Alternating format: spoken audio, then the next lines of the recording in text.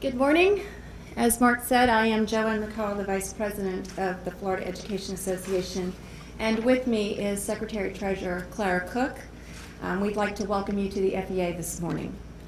This morning we're here to talk about Florida's mania for testing and to show you some real-life examples of how the state's testing system has an impact on the lives of our students. In a minute, we're going to show you a very powerful video. And ladies and gentlemen, I will tell you, it is powerful.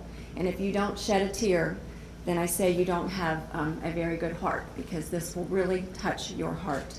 We shot this video in December at the Karen M. Siegel Academy in Polk County. You will witness for yourself firsthand how testing works with some of our students, and they will show you firsthand. I was very saddened and angered, both as a mother and as a teacher, to watch this video and to see what students must endure to meet the Department of Education requirements. Yet these tests are used by the Department of Education and are required by our state officials to grade schools and evaluate our teachers. This video illustrates clearly will illustrate to you that the state follows a rigid adherence to the test and not what is best for our students in this state. These high-stake tests are valued above everything else by those who set the education policy in this state. They are valued more than our teachers.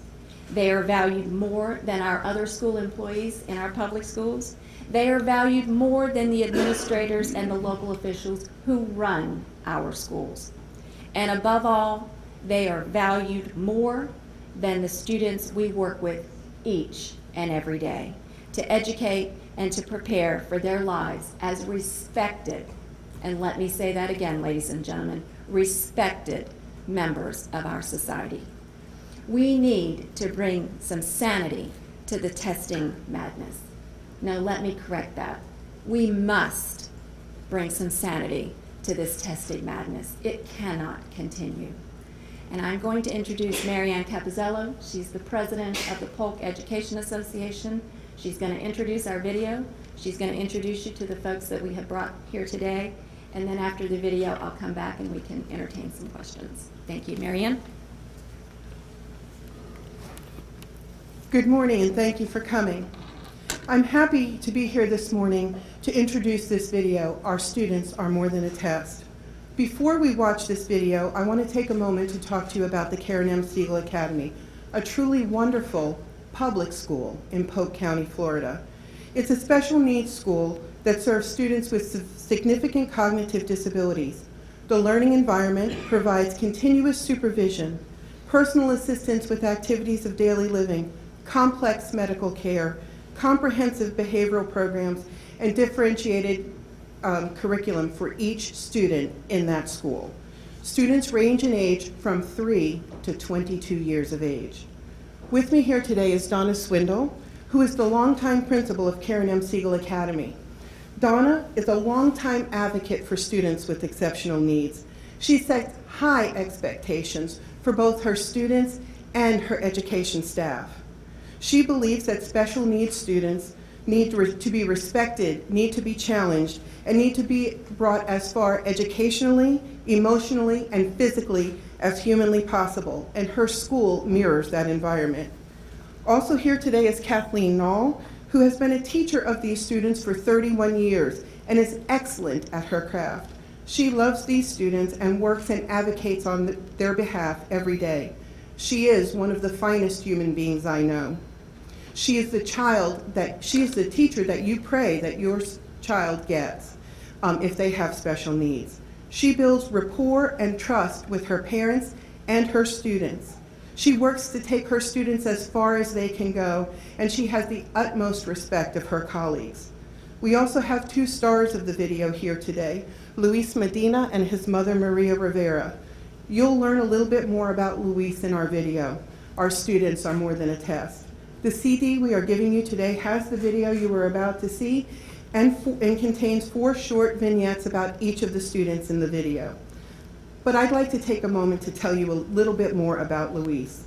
Luis was a normal, healthy little boy until January of 2009, when he suffered a severe cardiac arrest and was deprived of oxygen, leaving him in a persistent vegetative state.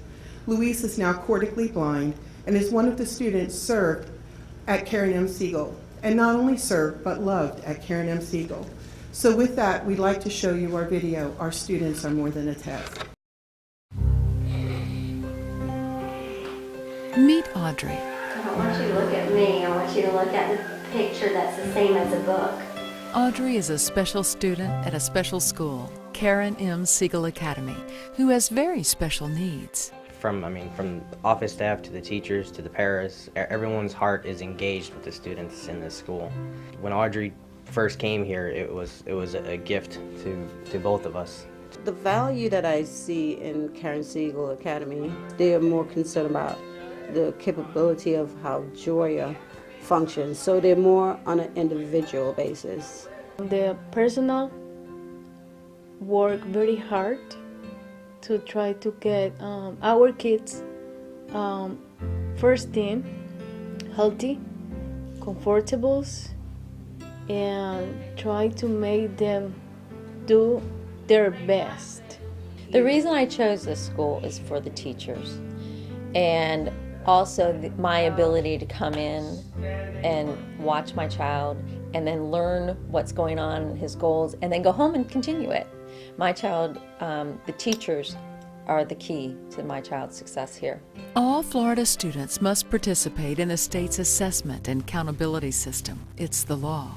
The Florida legislature realizes that the FCAT is not appropriate for every student, so they implemented the Florida Alternative Assessment. Only 1% of the total population, school population, is even allowed to be on an alternate assessment. That's a pretty small group of students.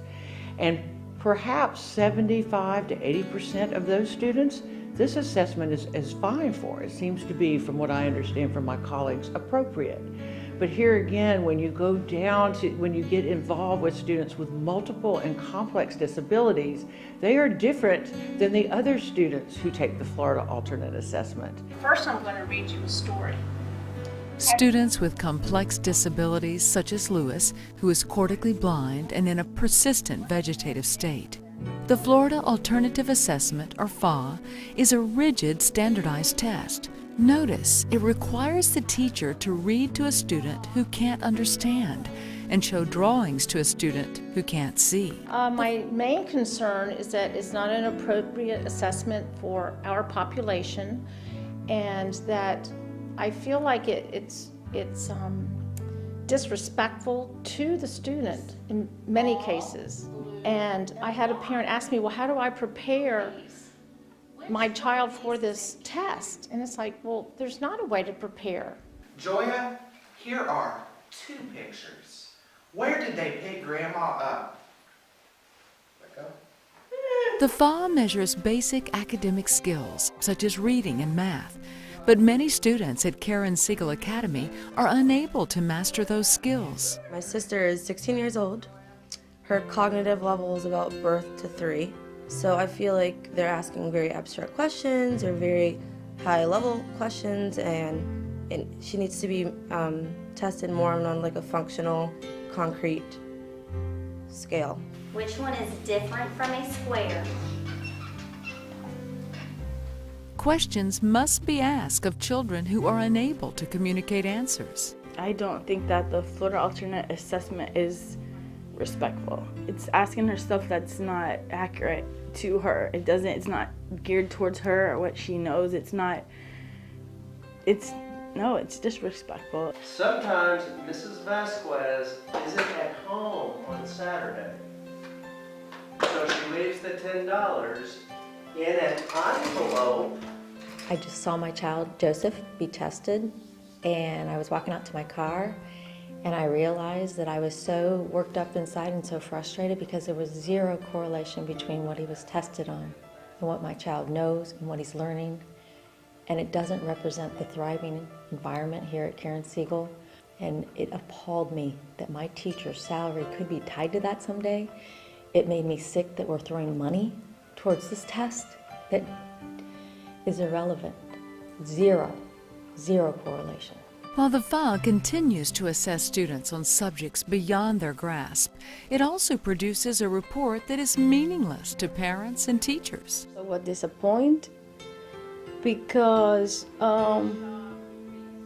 you cannot measure a kid like my son with his disability. It's very stressful for him. Since we started with this alternate assessment approach, I really did my best to embrace it, to get involved with it, to talk to the teachers about it. I would even show teachers, like, this is what your students made this year and this is what they made the next year. And then when I began to see how it reflected no learning gains for over 75% of our student body, we have about 16% of the students at Karen Siegel that do okay, the rest of them don't, that I quit doing it because it was so degrading and disrespectful to the teachers. As a result of my frustration with the black and white testing of things that are irrelevant to my child, I checked the box that said I no longer want my child to be tested by the Florida Alternative Assessment. No longer will my child be put in a wheelchair for an hour or whatever it takes, read inane stories, taking choices away. To me, that doesn't show my Joseph. It's not testing what she really knows. She could be learning other things. She could be learning her alphabet, which is what she's still working on at 9 years old. She could learn, work on better head control. An alternative way to assess the children is already in place, and the teachers and parents love it. I would like the lawmakers to know that, and the Department of Education to know that there are other ways to measure student progress for the most severely complex, and a more fair and just way to do that. The individual educational plan is developed with the classroom teacher, the parent, occasionally the school psychologist, depending upon what testing they've just had done, occupational therapy, physical therapy, speech and language therapy, and then any other specialists that need to be invited. And this team develops the goals and objectives for that student for the next year based on where they are and where they need to go. This to me is like the People magazine of my child. This is the daily agenda. And in here it tells me everything I need to know. It tells me what they're studying or what their theme of the month is. It sends home his artwork. It tells me how his attitude was, what he liked today, what he ate today. It even tells me if he poops, so I know what to expect later in the day. This to me is far more valuable to know exactly what my child is doing.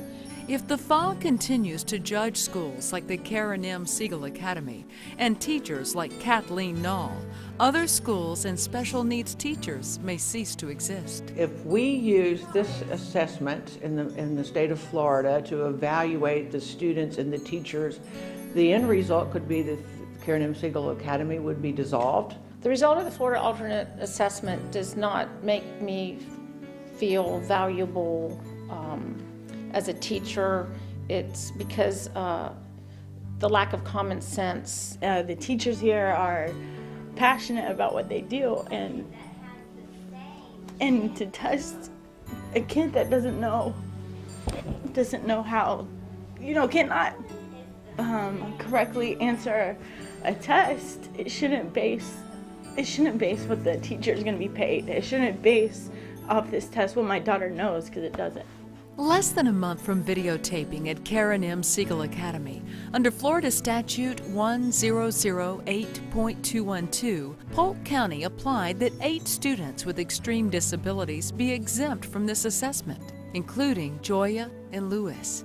All 8 were denied by the Florida Department of Education, citing there is insufficient evidence that the assessment results would reflect the students' impaired sensory, manual, or speaking skills rather than the students' achievement of the benchmarks assessed by the FA. The Florida Alternative Assessment is a badly flawed system lacking common sense.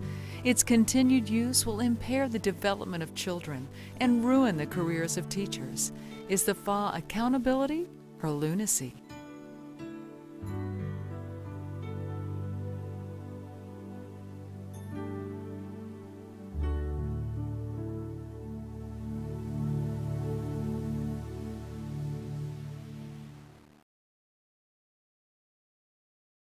pretty powerful. And I'm just guessing, the commissioner probably wants that letter back, as she should. This testing mania has to stop in the state, and we have to do what's best for our students. We'll entertain any questions that you might have, and then we'll give you an opportunity to meet them individually. I have a question. How much of this is partly related to the No Child Left Behind waiver that we got a couple years ago? Because it did pretty much mandate that we have to downgrade special center schools and include students with disabilities into the plan. The FOB is clearly a state assessment that the state is requiring. So the waiver that we asked for to exempt people like Luis goes to our state department, which is where we got the denial. So that's the answer. This is a state mandated test that has been declined by our Department of Education to give him an exemption. And another question, you suggested an alternative means of testing. I'm assuming, and I could be wrong about this, that are you saying that, you know, students with disabilities, we should use their progress based upon their IEPs to determine everything else that we need to and not use the FOB? Is that what you're saying in this video? Because I think that's what I heard. I think there's a mixture. There are certainly kids that can use the FOB that you can judge and it works for. But there are clearly students that the FOB does not work for and you need an alternative measure, like their IEP, which Luis would fall in that category. It has to be about common sense, ladies and gentlemen. It has to be about doing what's best for our students. Kids are not widgets. They don't all fit into the same mold. And we should be assessing where every student is and where they're going. And you know what? The best people to ask are the people that work with those students every day. Not the legislature and not the DOE.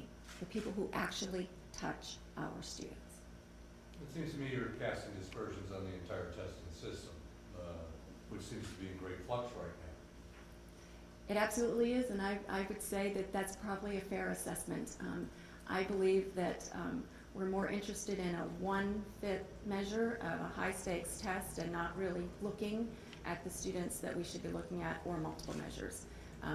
Using a high-stakes test on any one given day and judging whether that student is promoted or graduates and how the school is rated A through F or how teachers are evaluated and paid is never a good thing, and I think the whole system should be stopped. We should take a pause. Rather than being first, we should be right, and we should do what's best for the students in the state of Florida, and this is not it. But is it fair to attack the entire testing system when this is a relatively small group of kids that are being tested? I think this is a small group, but I think the overarching thing, much of what Mr. Vasalinda just pointed out, is the system itself is in chaos and disarray. And it all needs to be, we've been talking about that from the beginning. You know that the VAM scores got sent out. They're irrelevant, they're meaningless, people can't even understand them. In this state, we are grading schools A through F based on a high-stakes test. We need to stop and pause and get it right. The system should be clear, understandable, concise, and a fair and accurate measurement. The Florida Education Association fully supports accountability, as do the teachers and principals that work in our public schools. But it needs to be a system that's fair, consistent, and concise and understandable, and the system we have in place, ladies and gentlemen, is not it. Can you clarify, does the IEP show, would that be used to show student growth, like the assessment would, the alternative assessment? Would they be able to use that to show what a student has learned or achievement? Yes. The short answer is yes. I am a specialty teacher myself. I'm an SLP, so IEPs are very critical. That's how you run your agenda when you're teaching your student, and then you use that as your guide to measure and know how they've met the goal, when they met the goal, and when you move on to the next goal. So yes, absolutely. And at the same time, would it be able, with parents whose teachers aren't as involved or aren't as caring, would they be able to tell that their children aren't receiving the education that they should? I I believe that all of our teachers that work with special students that have an IEP are caring and loving and communicate with their parents on a regular basis. That is also in district policies where every so many weeks they have to have a progress note that goes home intermittent between the grading period and then in addition to their grading period, where all of that is documented so that the parent is always understanding where their student is and where they are and where they're going. I had another question. In the video, you had a parent who said that she checked the box that says she didn't want the FA. So in that instance where the parent opted out of the test, what happened? I mean, could all of these parents have opted out of this particular? No. Why? Why say no? Go ahead. You might, well, that gets a little confusing because there's. I'm Donna Swindle, I'm principal of Karen Siegel Academy, and I'm not an expert on everything. However, what the complication with this opt-out business on the IEP is that really theoretically that should mean that Joseph now has to take the FCAT. So it's very confusing. And then there's a movement nationally with parents of students with significant disabilities that are calling it opt-out, America or something like that. So that's a whole different train that's going on that the parents do. And the only other thing I'd like to say about the IEP, if I may, the IEP, when the students are self-contained and have multiple issues, the IEP is more detailed.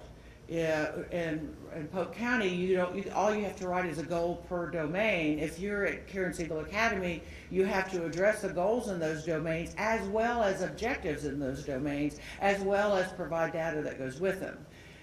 From my point of view, as a past educational diagnostician, you should have multiple points, not just the IEP. The IEP is your guiding curricular approach with our students. However, we are very strong in communication, developing communication skills. Many of our students are at the awareness level of communication, and in order to even take a test, they're going to have to move out of that to some sort of symbolic understanding of language. So we do have massive amounts of information that can be used probably, and perhaps the problem is you're not going to put it in a little Scantron and come up with this magic score.